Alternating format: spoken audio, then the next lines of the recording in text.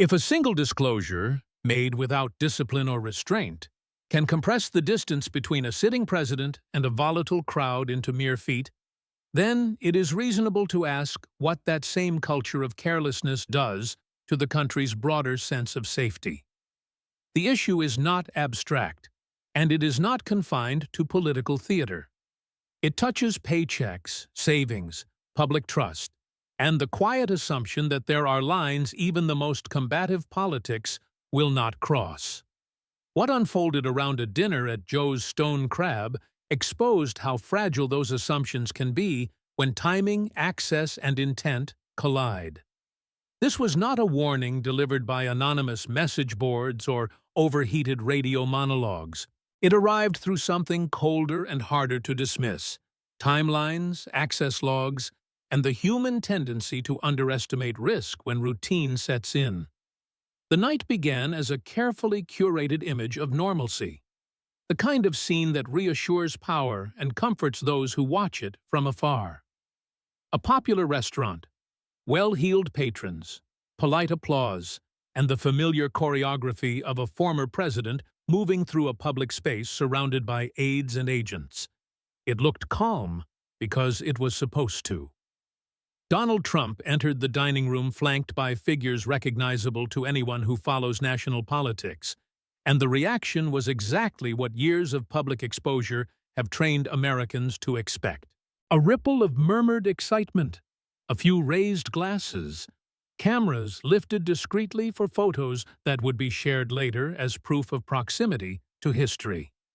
The setting itself suggested insulation, as though wealth, reputation, and tradition formed a barrier no disruption could easily penetrate.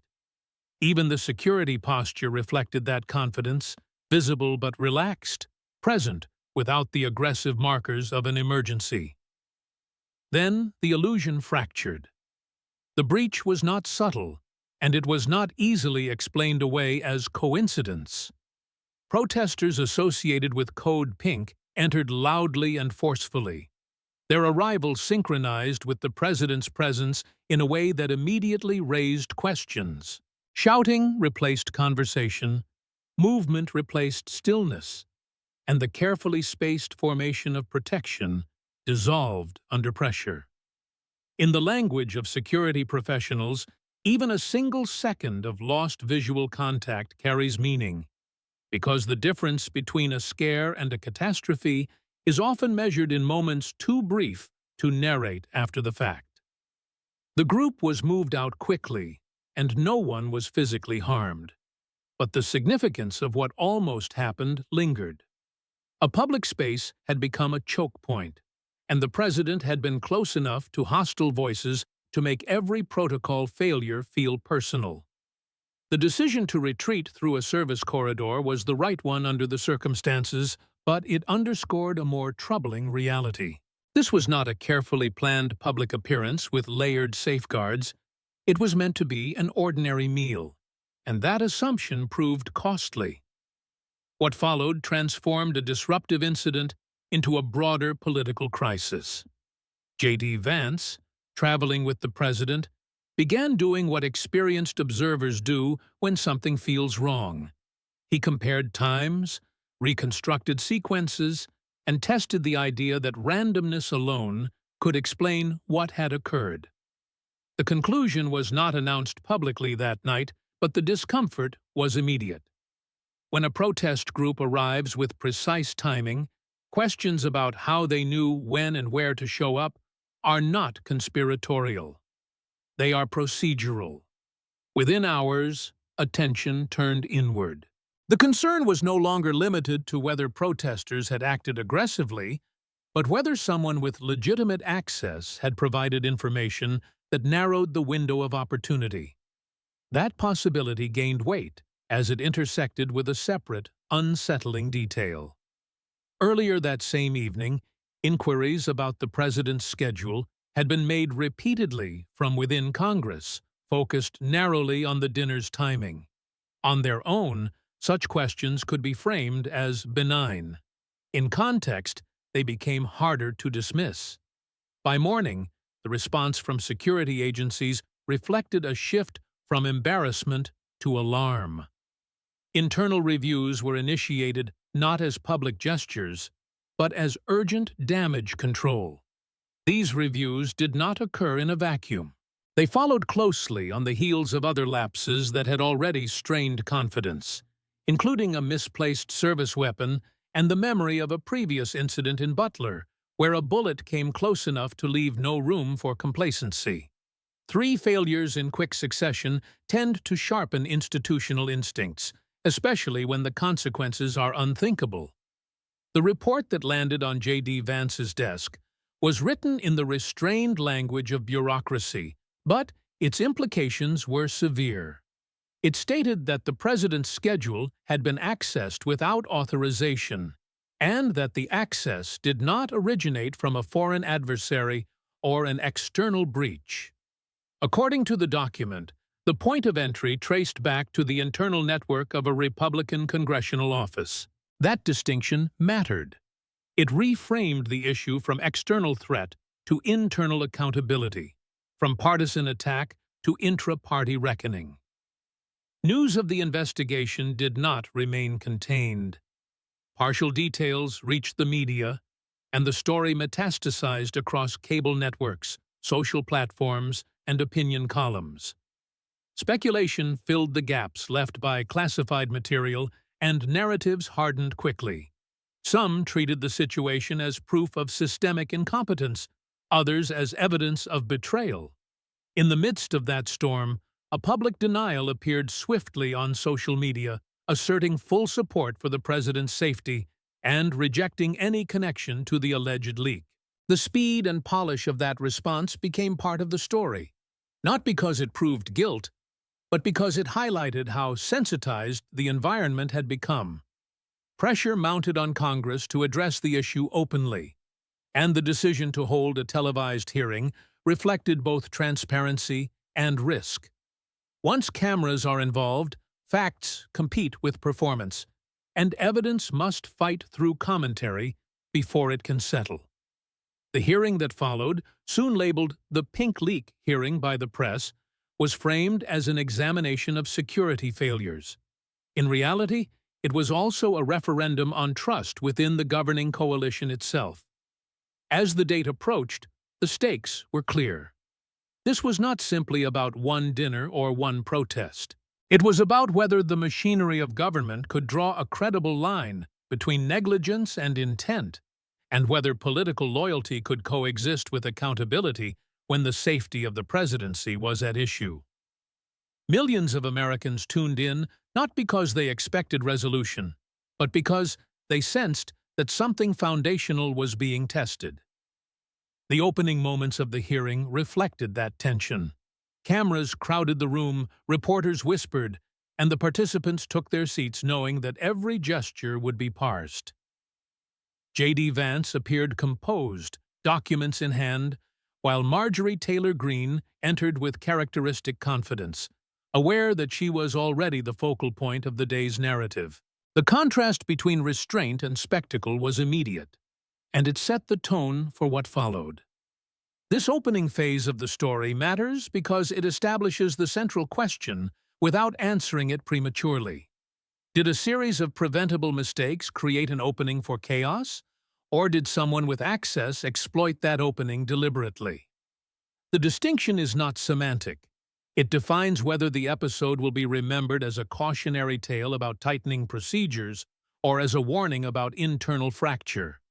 What is beyond dispute is that the night at Joe's Stone Crab punctured the belief that normalcy itself is a sufficient defense. In politics, as in security, assumptions are liabilities. The events that unfolded forced a reconsideration of how information moves, who controls it, and what happens when it is treated casually. This opening chapter does not declare villains or heroes. It lays out a sequence, grounded in time and action, that demands scrutiny precisely because the costs of getting it wrong are borne far beyond the walls of any restaurant or hearing room. The hearing did not begin with fireworks, but with procedure, and that was precisely what made it unsettling. Formalities, when stripped of drama, tend to sharpen attention rather than dull it. The room settled into a tense stillness as the first summaries were read into the record, each line adding weight to what had already been circulating in fragments across the media. The misplaced firearm at the golf course, the breach at the restaurant, the earlier Butler incident that still lingered in institutional memory. All of it stacked together not as isolated embarrassments, but as a pattern demanding explanation. Vance listened without interruption, his posture giving away nothing. He did not look like a man preparing for a performance. He looked like someone measuring distance and consequence. Across from him, Marjorie-Taylor-Greene projected a different energy entirely, composed yet charged, aware that the spotlight had narrowed onto her. In political hearings, presence often substitutes for argument, and she understood that as well as anyone. Her confidence signaled defiance, but it also signaled readiness to contest the narrative being assembled around her. When Greene spoke first, her tone blended indignation with practiced assurance. She framed the situation as a case of institutional failure, masquerading as personal accusation, arguing that systemic incompetence was being laundered into a convenient scapegoat. In her telling, shared access, overworked staff, and chaotic communications formed a fog thick enough to swallow any claim of intent. She appealed to the audience beyond the room, invoking common sense and distrust of bureaucratic systems that had failed before. It was a familiar argument, and it resonated with those already inclined to see the hearing as political theater. Vance did not counter immediately. He allowed her framing to land, then responded by narrowing the focus rather than broadening it. He did not deny institutional weakness, nor did he suggest perfection where none existed. Instead, he posed a question that cut through abstraction. If incompetence alone explained the pattern, why did the same failures keep producing outcomes favorable to the same actors? The room shifted at that point, because the argument was no longer about blame in the abstract. It was about probability. He walked through the timeline carefully, not as an accusation, but as a reconstruction. 3 inquiries about the president's dinner schedule within less than an hour. No explicit mention of threat assessment, no warning language, no escalation to security teams. Then the arrival of a protest group. At the precise moment, the president entered the restaurant. Vance did not claim certainty. He emphasized alignment, repetition, and sequence. These were not emotional appeals. They were analytical ones, designed to test whether coincidence could plausibly shoulder the explanatory burden being placed on it. Greene pushed back hard, insisting that correlation was being misrepresented as causation. She argued that activists track public figures obsessively, that leaks can come from anywhere, and that her office's communications were being stripped of context. Her defense relied on scale, on the idea that volume and exposure dilute responsibility. In a city where information flows constantly, she suggested, pinning one incident on one office was an exercise in selective outrage. The exchange revealed a deeper divide than partisan disagreement. It exposed 2 competing views of accountability. One held that diffuse systems absolve individuals because no single actor controls the whole. The other held that proximity to sensitive information increases responsibility precisely because systems are imperfect. The hearing became less about who pressed which button and more about what standard should apply when the stakes involve presidential security. As the session continued, new materials were introduced, and the temperature in the room changed again. Logs indicating unauthorized access to schedule information were read into the record, with careful caveats about scope and interpretation. The access point traced back to a congressional network, not to an external breach. Greene emphasized that multiple people could have used the network, framing the data as ambiguous.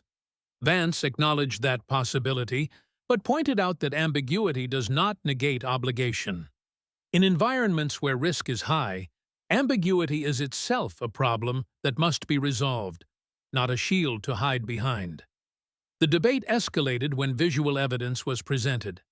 A photograph showing Greene with a figure associated with code pink circulated across screens in the chamber. On its own, the image proved nothing illegal or improper. Vance was careful to say so. Context, he argued, was what mattered. Relationships do not imply coordination, but they can complicate claims of distance when events align too neatly. Greene dismissed the image as guilt by association, a tactic she argued had been used against countless public figures. Her frustration was palpable, and it resonated with viewers wary of overreach. The turning point came with the introduction of video footage from a government hallway. The recording showed Greene approaching a secured device used for viewing sensitive schedules, touching the screen, and moving on. The timestamp placed the interaction minutes before the log recorded unauthorized access. The room fell quiet, not because guilt had been proven, but because the margin for innocent explanation narrowed sharply. Greene's response shifted from rhetorical to defensive, as she suggested accidental activation and questioned the conclusiveness of the footage. Vance did not press the point with theatrics. He reframed it in everyday terms, comparing the sequence to common experiences of accountability outside Washington. If a financial transaction occurs immediately after physical access to an account terminal, questions follow naturally. This was not a declaration of intent, he emphasized, but a demand for clarity. The hearing, he argued, was the appropriate venue to establish who touched what and why, not to accept uncertainty as an endpoint. Donald Trump's intervention altered the dynamic again. His remarks moved the discussion from procedure to lived experience, from logs and timestamps to the visceral reality of being rushed out of a public space under threat. He did not accuse directly. Instead, he described the feeling of recognizing that something had gone wrong, of realizing that timing had been weaponized. His appeal was not legal, but intuitive, grounded in the expectation that allies do not place each other in unnecessary danger. Greene responded with anger, accusing both men of participating in a coordinated smear. She invoked long-standing distrust of intelligence agencies and framed the evidence as manufactured or misinterpreted.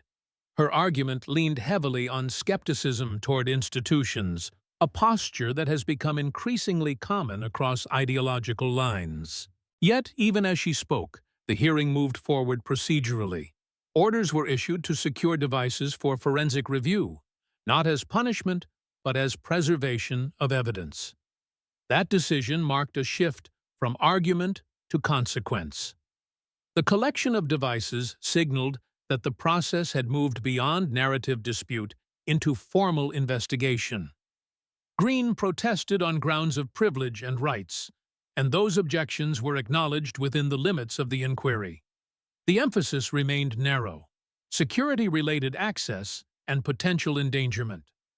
The distinction mattered because it underscored that the hearing was not adjudicating guilt, but determining whether further review was warranted. As the panel deliberated, reactions within the room reflected a broader political instinct. Some members distanced themselves, others conferred quietly, and alliances recalibrated in real time. This behavior was not unique to this case. It is how institutions respond when uncertainty threatens to spread.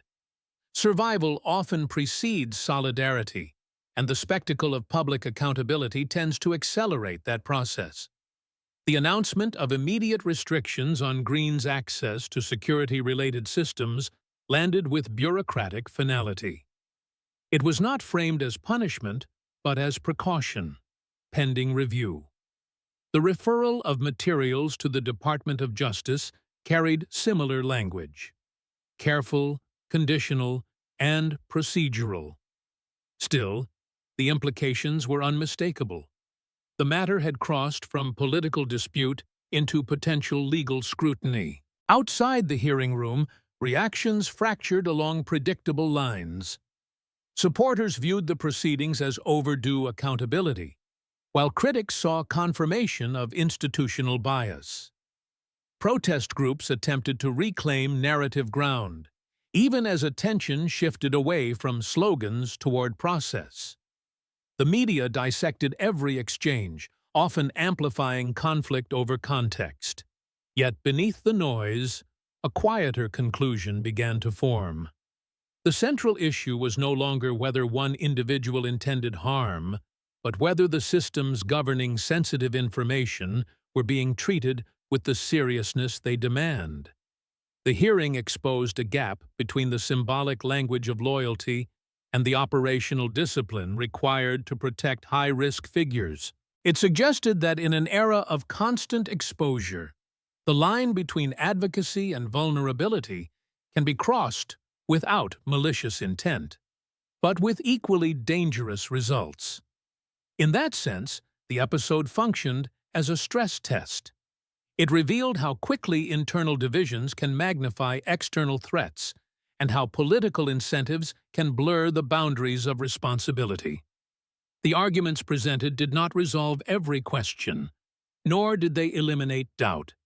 What they did was force a confrontation with uncomfortable realities about access, accountability, and the costs of assuming that chaos will always stop short of catastrophe. By the time the hearing recessed, the narrative had shifted from spectacle to reckoning. The facts, such as they were, had been laid out not as a verdict but as a challenge.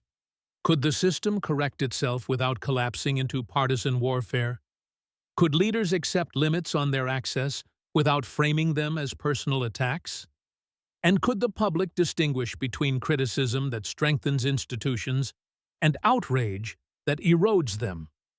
These questions lingered as the room emptied and cameras powered down.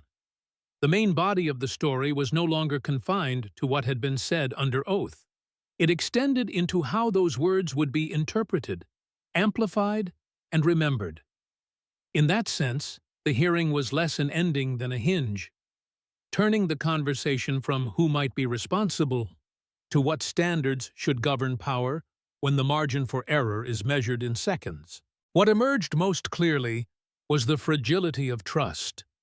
Not trust between parties, which has been scarce for years, but trust within the mechanisms designed to protect continuity of governance. The events surrounding the dinner and the hearing forced a re-evaluation of how casually information moves in a system built for exposure rather than restraint. That re-evaluation, uncomfortable as it was, became the unavoidable core of the episode. The main body of this account does not offer a final judgment on intent. It traces how questions became unavoidable, how defenses collided with evidence, and how institutions responded when assumptions failed. In doing so, it illustrates a broader truth about modern political life. When access is wide and discipline is thin, risk does not need an enemy to grow. It only needs opportunity, timing, and the absence of caution. As the immediate shock of the hearing settled, attention shifted from personalities to mechanisms. Analysts began to trace how information moved inside congressional offices, how many hands could plausibly touch a sensitive file, and how responsibility should be assigned when access is broad by design. The question was not whether modern governance relies on shared systems, because it clearly does.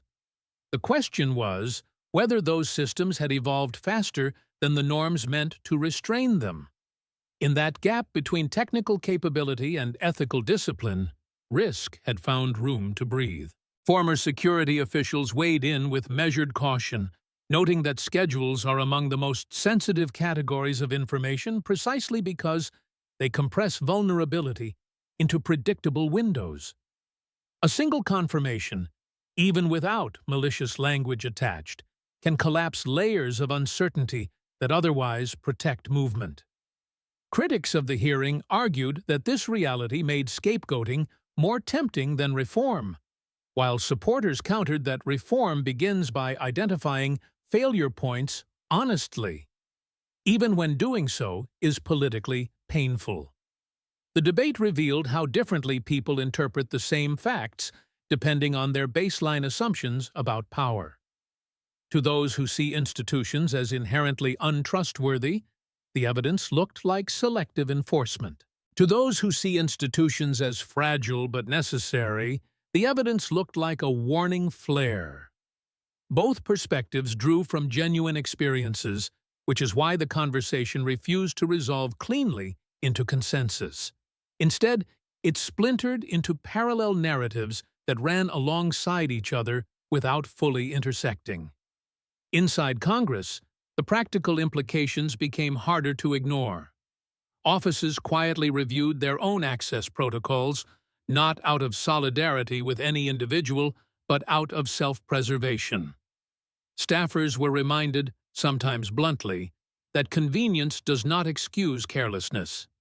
Training memos circulated, emphasizing that informal inquiries can have formal consequences when tied to security. These steps were not publicized, but they signaled recognition that the problem extended beyond a single office or hearing. At the same time, legal analysts cautioned against drawing conclusions prematurely. Unauthorized access, they noted, is not synonymous with malicious disclosure. The distinction matters in a system governed by due process. Evidence must establish not only that access occurred, but that information was transmitted in a way that materially increased risk. That burden is high by design, reflecting a reluctance to criminalize proximity without proof of intent. The hearing, in this view, was a preliminary sorting of facts, not a trial. Public reaction continued to oscillate between outrage and fatigue. For some viewers, the spectacle reinforced cynicism about politics as an endless cycle of accusation and counter-accusation. For others, it offered rare satisfaction in seeing internal scrutiny applied where it is often avoided. Polling in the days that followed suggested a divided response, with concern about security rising even as trust in political actors remained low. The paradox was clear. People wanted protection without believing the protectors. Donald Trump's role in shaping that response was unmistakable. By framing the incident as an example of how chaos rebounds on its instigators, he reinforced a narrative familiar to his supporters. Yet even critics acknowledged that his remarks tapped into a broader anxiety about unpredictability. The idea that danger can emerge from misaligned incentives rather than explicit hostility resonated beyond partisan lines, precisely because it mirrored experiences in workplaces, schools, and public spaces across the country. J.D. Vance, for his part, emerged as a figure associated with procedural seriousness rather than rhetorical flourish.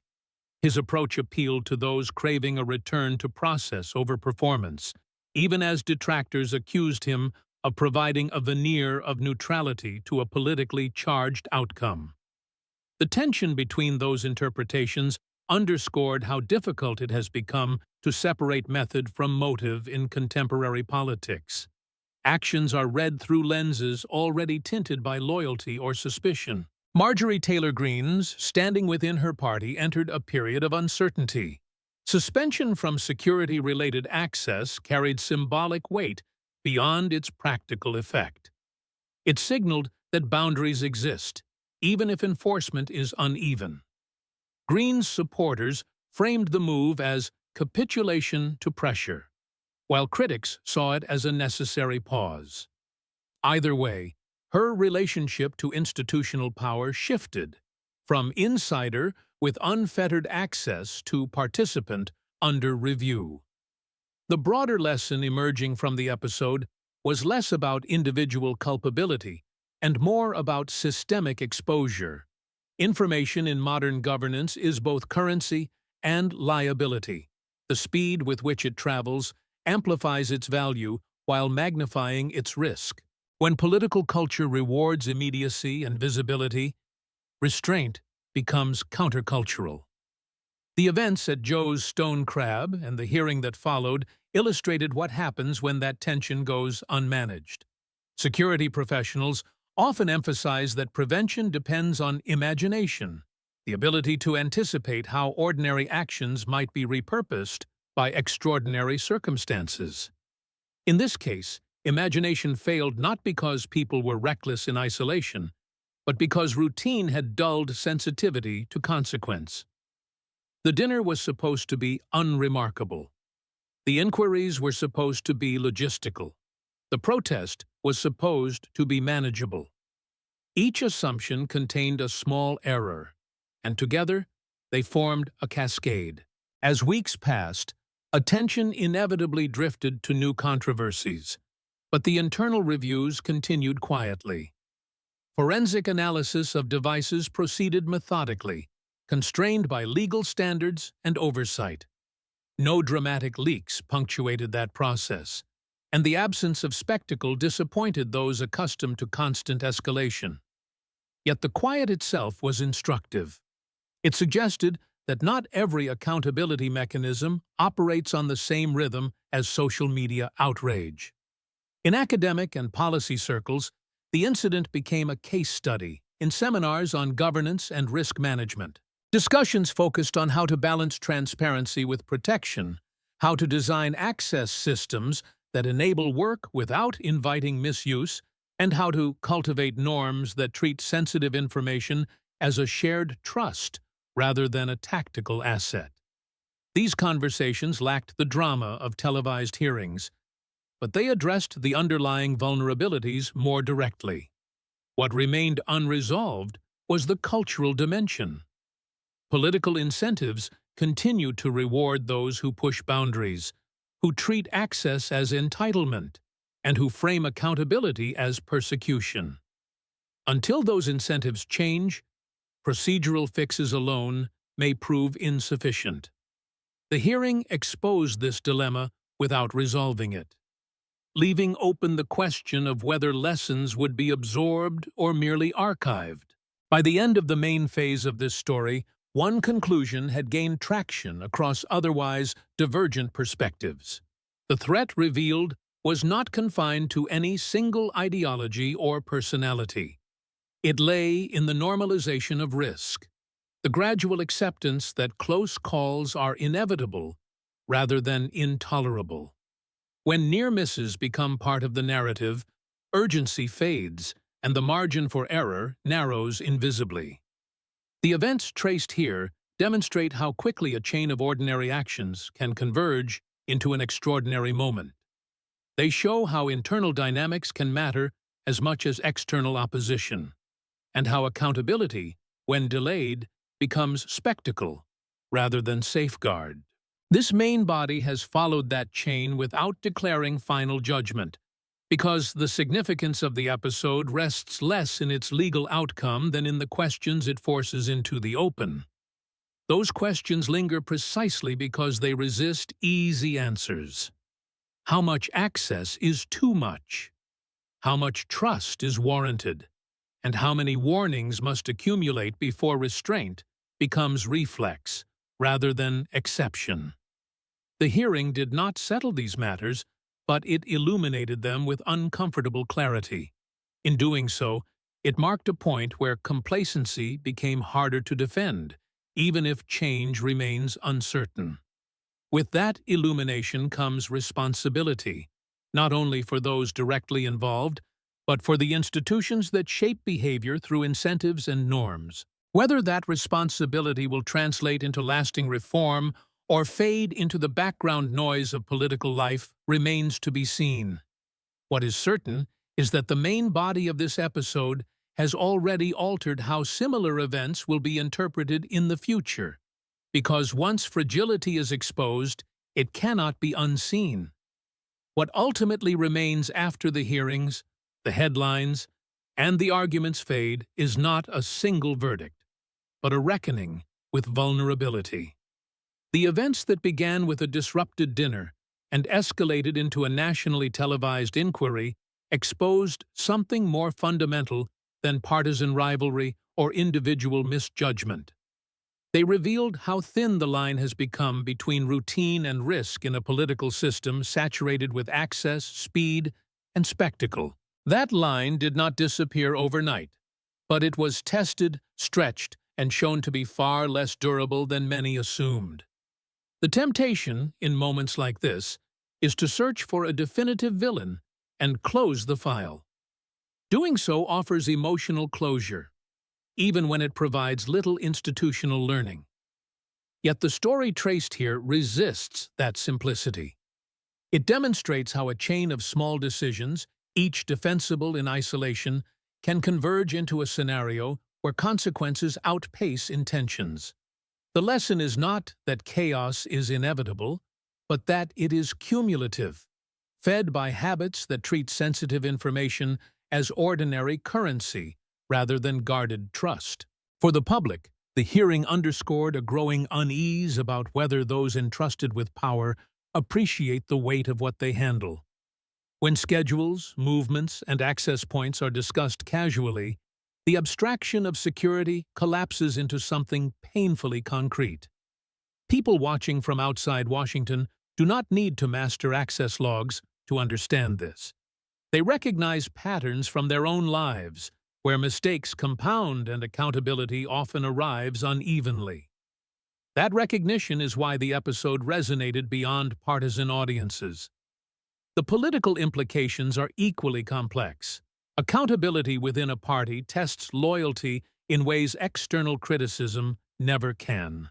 The discomfort evident among lawmakers during the proceedings reflected an awareness that scrutiny, once normalized, does not stop neatly at ideological borders. That awareness can provoke reform, but it can also provoke retreat, as actors seek to insulate themselves rather than address systemic flaws. Which impulse prevails will shape how this episode is remembered.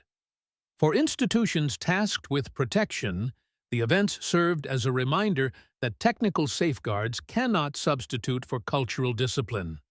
Access controls matter, but they function best when reinforced by norms that discourage casual inquiry and emphasize consequence. Training, audits, and reviews address symptoms, but prevention ultimately depends on shared understanding that proximity to sensitive information carries obligation, not entitlement. Without that understanding, even the most sophisticated systems remain vulnerable to human error. The hearing itself illustrated both the promise and the limits of transparency. Public proceedings can clarify facts and apply pressure for accountability, but they also invite performance. The challenge lies in ensuring that exposure serves correction rather than consumption. In this case, the balance was imperfect, yet meaningful questions were placed on record, and procedural steps followed that extended beyond rhetoric. That outcome, while unsatisfying to those craving finality, aligns with the slower rhythms of due process. Looking forward, the enduring significance of the episode may rest less on its legal aftermath than on its cautionary value. It offers a tangible example of how internal dynamics can magnify external threats, and how complacency can masquerade as confidence. In a political culture accustomed to crisis, it is easy to normalize close calls until they lose their urgency. This story interrupts that normalization by tying abstract risk to a specific sequence of actions and decisions. For Donald Trump and those around him, the experience reinforced a narrative about loyalty and exposure that will likely inform future behavior.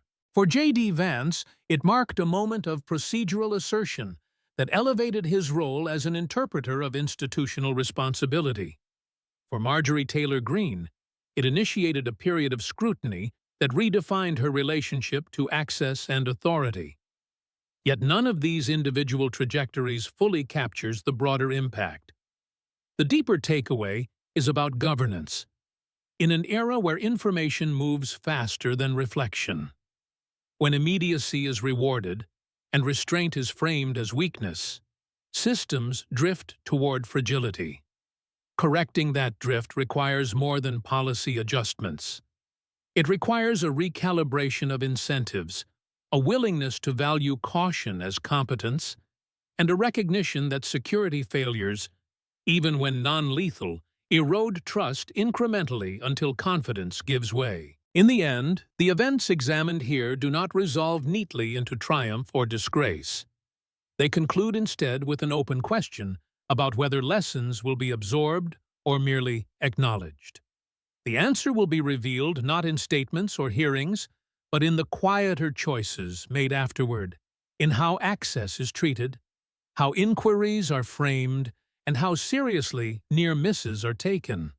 The night at Joe's Stone Crab began as a symbol of normalcy and ended as a reminder that normalcy is not protection. The hearing that followed transformed that reminder into a public examination of responsibility. Together, they form a narrative that cautions against assuming stability where vigilance is required. If there is a final message, it is this: the strength of a system is measured not by how it performs under ideal conditions, but by how it responds when routine falters. In that measure, the episode stands as both warning and opportunity, a moment when fragility was exposed and the choice to address it remains, for now, unresolved.